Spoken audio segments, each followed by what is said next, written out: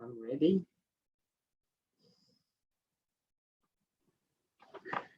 Hello, travelers. Welcome to Fulbright Week at Reach the World. For over 20 years, Reach the World has used virtual exchange to inspire youth to become curious, confident, and compassionate global citizens. This week, we are proud to celebrate our long-standing partnership with the Fulbright program. Fulbright travelers work tirelessly to foster mutual understanding between the people of the United States and other nations. Under normal circumstances, Fulbright travelers share their experiences abroad with K-12 students in the United States through Reach the World virtual exchanges and school visits. But this week, we're bringing their stories and the world into your homes. You can find a complete listing of Fulbright Week live stream events and much more at athome.reachtheworld.org. Excuse me. Today, I'm very happy to welcome Fulbright Foreign Language Teaching Assistant Sofyan Essarraoui. Sofyan is from Agadir, Morocco, and he's currently, actually just finished, teaching Arabic at Bennett College in Greensboro, North Carolina. In addition to being a Fulbright scholar, Sofyan is an accredited tour guide with the Moroccan Ministry of Tourism. So we are exploring Moroccan culture today with an expert. To our live stream viewers, please use the YouTube chat bar to let us know you're here today, and also to share any questions you have for Sofyan along the way. Just put them in the chat bar and we'll be sure to pass them along to Sofyan after he's finished with his presentation. And we'll get to as many questions as we can in the next 30 minutes. But without further delay, I want to welcome to Reach the World, Sofyan. Hey, Sofyan. Hello, Jeff. How are you? Great. Glad to have you today. Thanks for having me. I think should I introduce myself or just go straight? All right. So as Tim mentioned, I am Sofyan Essarraoui. I am originally from Morocco, and I was born in a tiny village in Zagora city. And I finished my master's degree from Agadir University in Morocco, exactly in Marrakesh, and then. I am a Fulbright foreign language teaching assistant. I teach Arabic at Bennett College, as Jim mentioned, and a part also of our duties as Fulbrighters is to share our cultures, our experiences, be it social or professional, let's say. And beside this, I am a tour guide. I am an accredited tour guide, actually, from the Ministry of Tourism of Morocco, and I've been working for this for the last 2 years, approximately 3 years now, but let's say 2 years. Yes, that's it. Should I just go straight to our topic? Yeah, dive right in. Okay, sure. So today's topic is gonna be about. It's going to be about Morocco. I'll try my best to reveal to you some aspects of Morocco, like some geographical aspects, some social aspects, and along the way, if you have any questions, if you have anything that you'd like to ask me, you can just comment or send your text message to Tim, and then I will be more than happy to answer your questions. You can stop me also while I am giving the presentation if anything is not clear or if you need more explanation of any point. So let's get started, and I will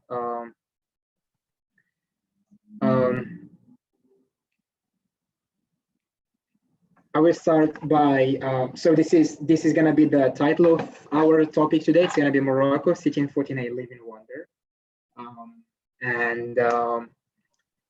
So before we start to talk about the various aspects Morocco can offer or Morocco has, it's better to clarify that Morocco is an African country, which means that it's in the African continent. And however, Morocco has a very distinctive and has a very strategic location on the world map. So to better describe Morocco, actually, the Moroccan king, Hassan II, he described Morocco as Morocco is like a tree whose roots are in Africa, but whose branches breathe in European air. And that's the metaphor used by the king to describe Morocco. a country that is profoundly historic and traditional, and also a country also that envisages on the future and on the Western world, knowing that Morocco is very close to Europe for sure. It's 8 miles from the north of Morocco till the south of Spain, crossing the Mediterranean Sea. So that's Morocco basically. It's on the African continent. It's surrounded by Algeria to the east, and the Atlantic Ocean to the west, and Sub-Saharan Africa and Mauritania to the south, and then Europe to the north. So yes, that's that's Morocco on the world map, but this is the Moroccan map. And so Morocco, like anyone who would look at this map, they would know that Morocco has two, let's say, has two like doors on the one on the Pacific Ocean and one on the Mediterranean Sea. And this also has for a long time made of Morocco a place or a hub of many dynasties that are crossing Morocco towards Europe or towards Sub-Saharan Africa. And still till now, actually, Morocco is a very important passage for people crossing from Sub-Saharan Africa or from Africa to Europe, and vice versa. Which means that being in Morocco, you would not fail to see how much rich it is in terms of cultures, and in terms also of geography, and in terms also of demography. So you would see a lot of people interacting in Morocco. It's worthy of mentioning that Morocco is is a very is one of the oldest actually, or one of the historic countries in the world. The first Moroccan state was created in 788 by the Idrisid dynasty, or by what is called Idris the First or Idris al-Awwal. And then after that, many dynasties also found Morocco a very fertile ground to govern and to lead. So with this being said, it's also just to give you a clear idea or some facts about Morocco before we look at the next slide, is that Morocco is officially called the Kingdom of Morocco. It has 2 official languages, which are Arabic and Tamazight. The political system of Morocco is a constitutional parliamentary monarchy. And beside this, Morocco also, as I said, thanks to its geographical location, which is very close to Europe and very close also, and on the African continent, many foreign languages are being spoken in Morocco. A case in point is Spanish and French and English. But it doesn't also exclude the fact that there are people also who speak other foreign languages, but these are the most known foreign languages in Morocco. Of course, French is like an official language, especially the language of administrations, of business, and so on and so forth, due to the fact that Morocco was colonized by France, starting from 1912. And then also English also is spoken, and Spanish also is spoken. Spanish is more widely spoken in the north of Morocco than in the south, because, as I said, being very close to Spain on a distance of 8 miles. The currency of Morocco is the Moroccan dirhams, or it's abbreviated as MAD, which stands for Moroccan dirhams. And space is as you can see is 850 square kilometers. That's the distance of Morocco from the very north of Morocco, a city called Tangier, till the very south of Morocco, to a city called Liguira. So from the north to the south, that's the distance Morocco lies.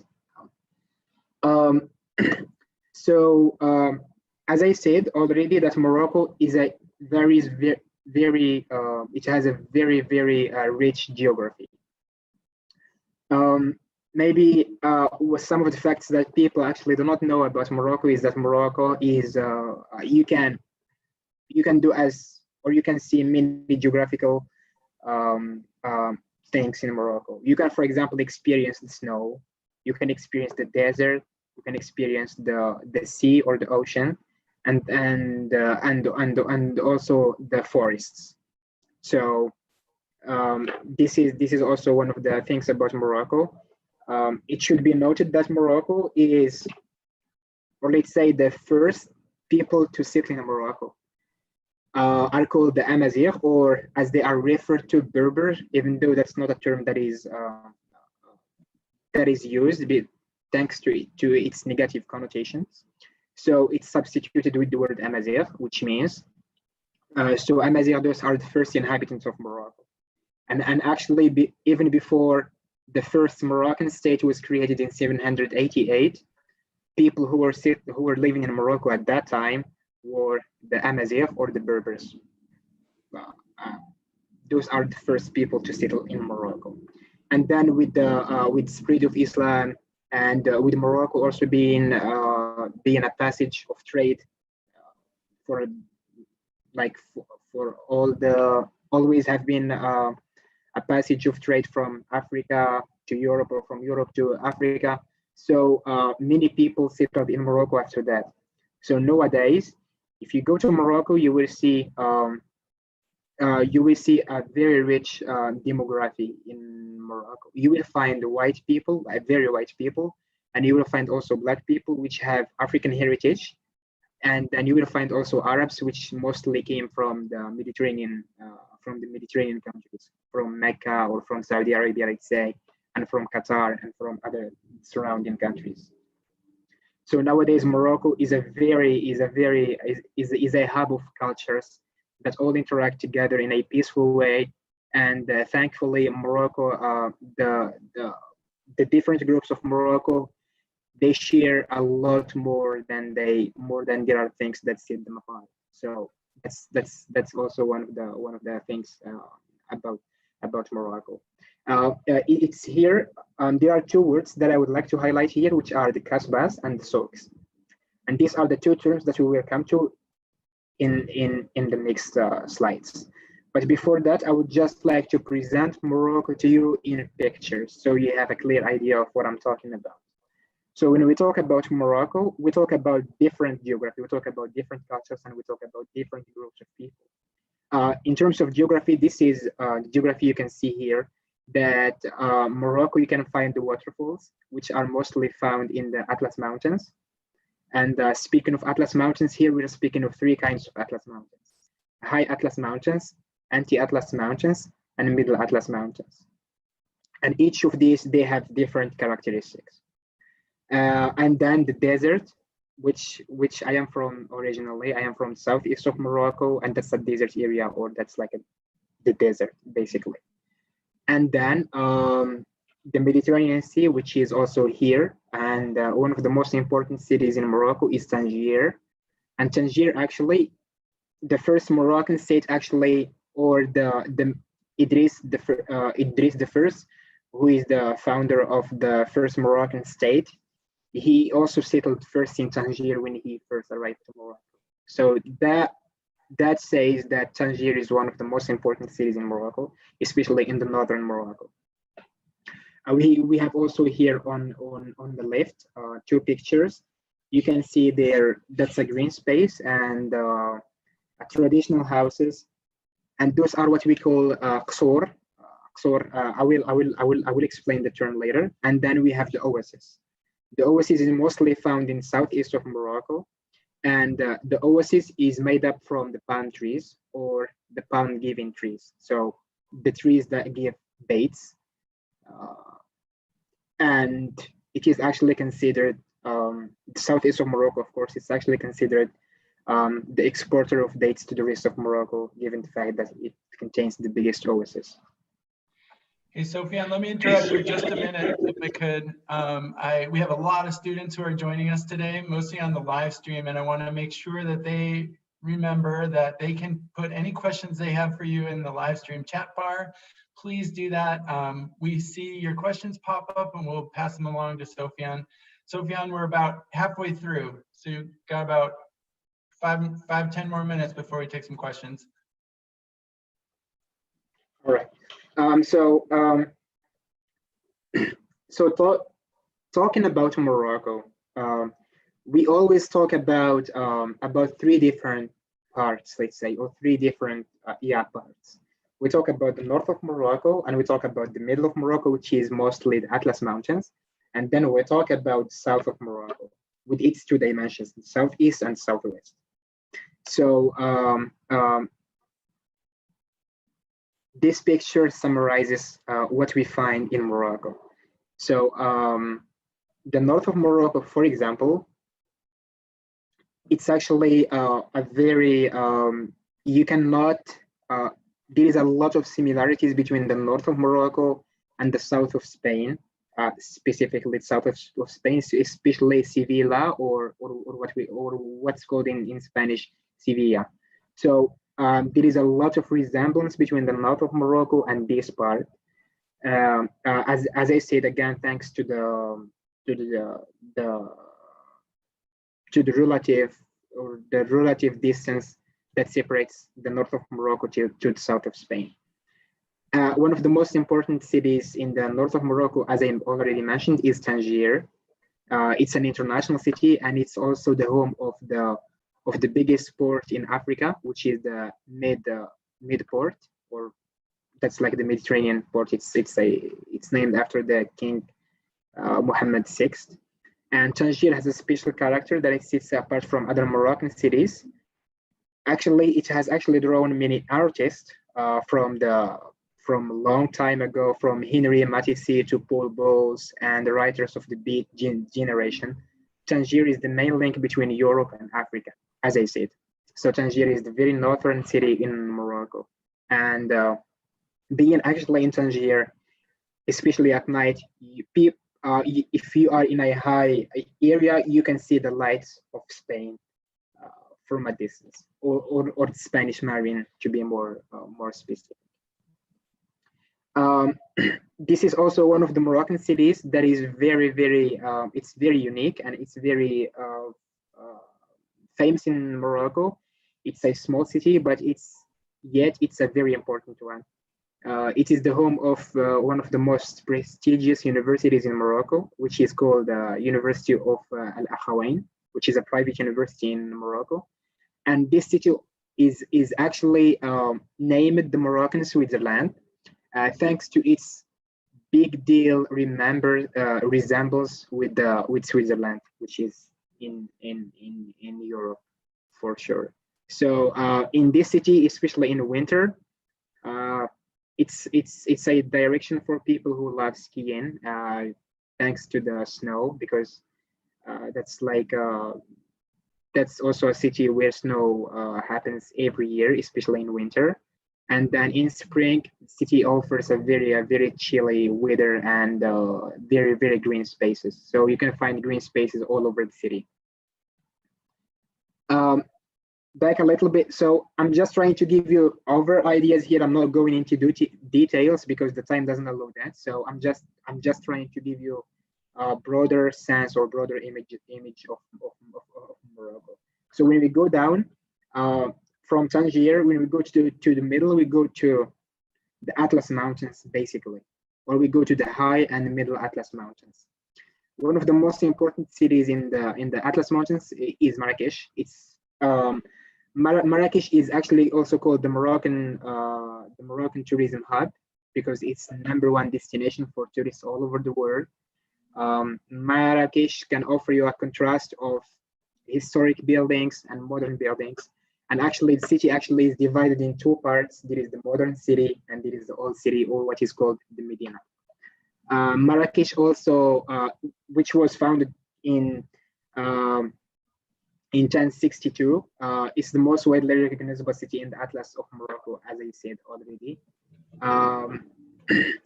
The Marrakesh is the surrounding of Marrakesh. You can see there a very rich nature, geography. You can, there is what is called Eureka or Ozod also, which are the waterfalls. And then Marrakesh is actually, it's known for its distinguished, it's called Jamal Fna Square. And that's a UNESCO World Heritage, and also for its astonishing Medina, very small alleys and very traditional houses, which are called also riads. So this is what you can find just few kilometers or few miles away from Marrakesh city. It is this is the High Atlas Mountains. So this is a home of waterfalls, of snow, and of also forest or green spaces. So most of these places are found like 150 miles from Marrakesh city or 100 miles from Marrakesh city. Then after the middle of Morocco, then we are in the south of Morocco. Talking about south, we differentiate between two areas, between southwest and the southeast. So I am originally from southeast of Morocco, and that's a desert area with a very dry climate and very hot weather, especially in summer. But talking about southwest, we're talking about the Pacific Ocean, and one of the most important cities in the southeast is southwest is Agadir. So Agadir is also a very important city, and it's also a touristic place, thanks to its mini souks that you can find there, and also its location. Back to the words that I highlighted earlier, which are the kasbahs. So the kasbah is a very distinguished building. Actually, it's kasbah or qsur. They literally means fortified buildings or fortified villages. And back in history, where Morocco was characterized by chaos and it was governed by the law of nature, in which only the fittest survived. So people chose the hills or high areas to build their houses, and the houses, they are built collectively. So with mainly 4 gates. There is one in the south and one in the north and one in the west and one in the east.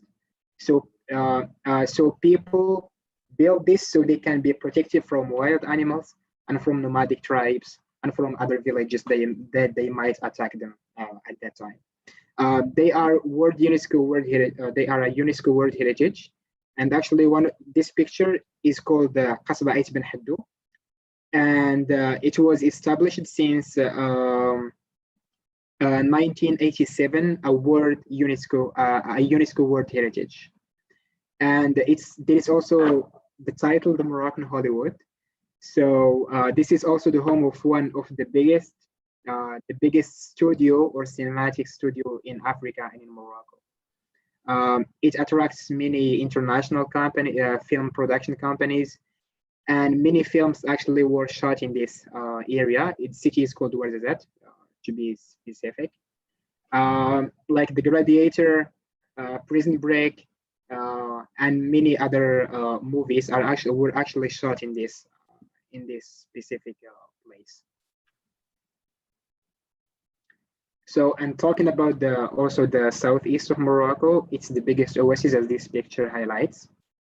The oasis is made up of palm trees, and then that's the desert. We differentiate here between 2 kinds of desert. There is one in the northeast, a few kilometers away from, but the most important kind of deserts or locations are called Shgaga and Merzouga. Merzouga used to be the most famous one and still is, and Shgaga now is also a rising place popular for tourism also. So I hope that I covered most of these parts. You can email me in my personal email, or you can check my YouTube channel, Sofyan Essarraoui. You can find videos there talking about Morocco in detail. So yeah, I hope that I did that. So if you have any questions, yeah, that was wonderful. Thank you, Tim. Thank you so much. If you want to come out of screen share, I can pass along some of the questions that are pouring in on the live stream, and we can get to as many as we can. Before we get started, can you tell us what the red flag is on the wall behind you? That's the Moroccan that's the Moroccan flag. That's the Moroccan flag actually, with a green star in the middle, and it stands for Morocco. That's the Moroccan flag. Awesome. Yeah. Okay, let's get right into questions. Nikki and Jordan had the same question in the chat. They're interested in the sports that are played in Morocco, and if you personally play any of those sports. Sports? Yes. Yes. Well, one of the most famous sports activity in Morocco is soccer. That's everywhere, basically. It's soccer. And then there are also other sports. Well, basketball is also played in Morocco, but it's not that as famous as soccer, let's say. And there is also in the south, that's where I am from. Like, we have an activity that people now are doing, which is sandboarding. And I have actually pictures illustrating that. It's called sandboarding. We do like boarding on sand. And there is also like swimming. Given the fact that in Morocco we have the Pacific and Atlantic Ocean, so especially in summer, like, you find the ocean or the beaches, like, they are totally full of people swimming. So that's also a sport activity, I say, that is very famous in Morocco. Okay, good questions. Let's keep the questions coming in the live chat. These are great. Greg would like to know, what are some of your favorite Moroccan dishes or foods? Oh, yes. Well, I can basically be telling you for the next 1 hour. No, but like, Morocco actually is very, the Moroccan cuisine is very rich, and it's a widely known aspect of Morocco also. But to cite some examples, we have tagines, and we have also Moroccan couscous, and we have also Moroccan pastela. So it's like pastela. It's like a dish made from seafood and chicken or fish. So depending on the taste or depending on your choice. But these are some of the most important dishes in Morocco, talking of food. Okay, that sounds delicious. Yeah, I believe you. You could talk about that for an hour. Greg would like to know, I'm sorry, Jordan wants to know if you can sort of highlight any special events or any special traditions that come to the top of your mind that are very unique to Morocco. Yes. So here, I would like to divide them in two parts, let's say. So there is talking of music. So there are many festivals, like international festival actually, that are held in Morocco every year. There is a jazz music, or the Gnawa music. Gnawa is like it's like a blues, or it's actually like an African heritage, and it also attracts many people from every single country in the world. It is held each year in Essaouira city, which is on the coast. And there is also it's a festival of nomads, like Festival of Nomad, and that's actually in my city, in Zagora city, in a village called Mohamed Al-Azlan, which is like a small town on the borders with Algeria. Like, that's like the last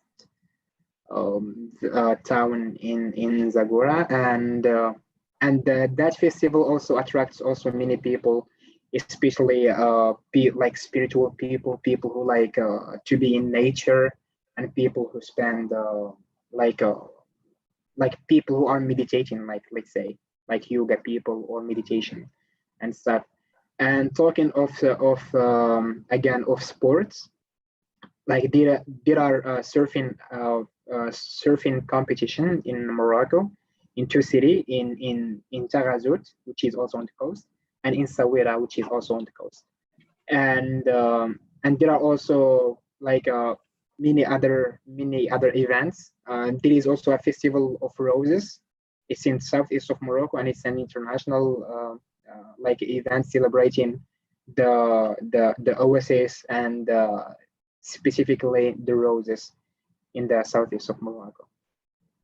All right, wow, some great examples there. Jordan would like to know what would normally be eaten for breakfast in Morocco, if you could just generalize a breakfast food. We're talking of food here.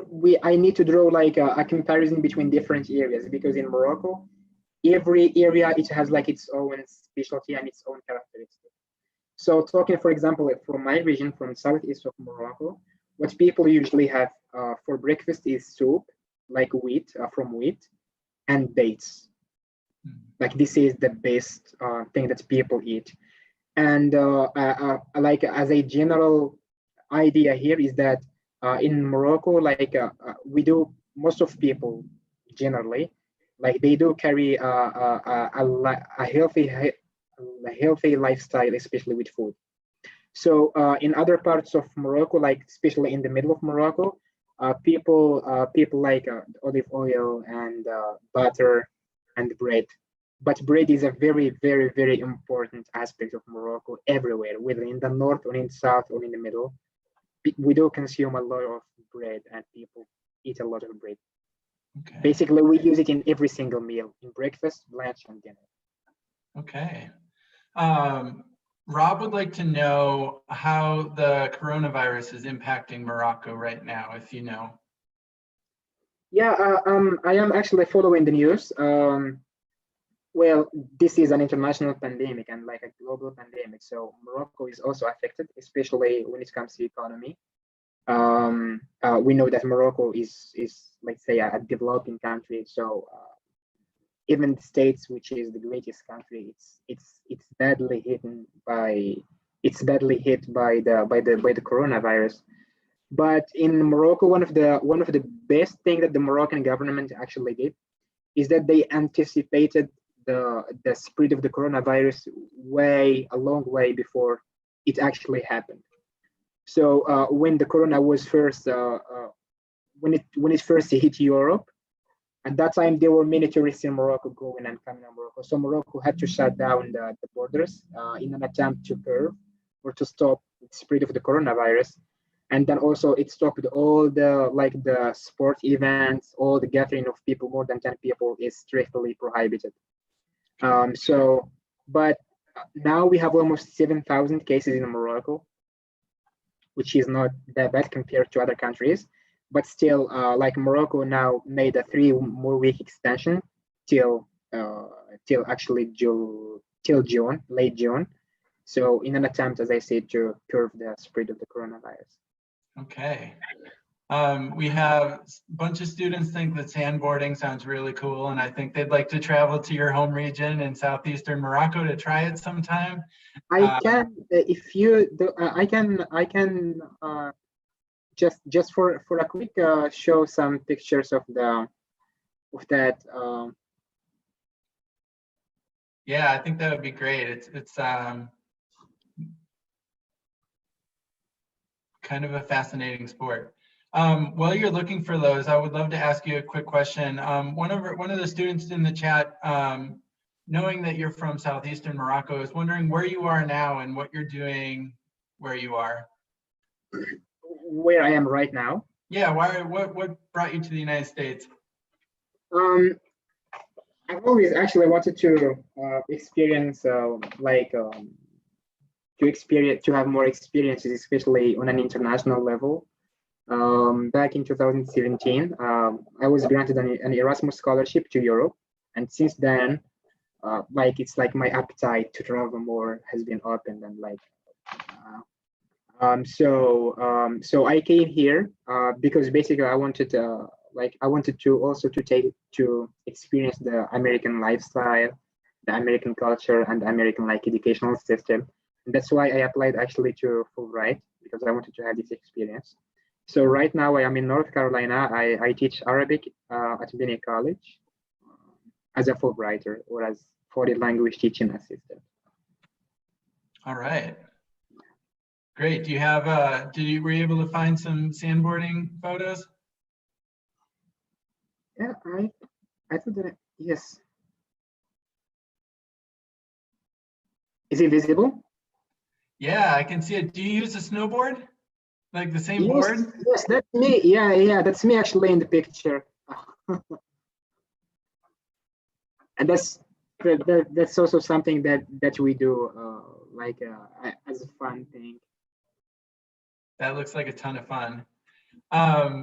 You know, we're right up against the end of our time here today, and we had such great questions online. Wow, fantastic job, students. Thank you so much for your great questions for Sofyan. Sofyan, I want to ask you before we go, we ask all of our participants the same question, and that is, once you are sort of freed from COVID-19, stuck in place, and I don't know where you're off to after your Fulbright ends or when you return to Morocco, but what would you like your next adventure to be? Well, actually, I should have actually left the States like 15 days, 10 days ago, because my visa was due May the 10th, but due to the COVID-19, so the borders are closed, and even the Moroccan airspace also is closed. So Fulbright extended my stay here 2 more months, but with a possibility to leave as soon as the borders open. My next step is, well, we all know that the tourism sector, especially, like, is one of the most affected sectors by this COVID-19. So I was counting on tourism actually when I go back to Morocco, because that's what I love doing. Actually, I love to meet new people, experience different cultures, and to show also people the Moroccan culture. But for now, I don't think I will do for tourism. So I'm still trying to figure out what I will do after the COVID-19.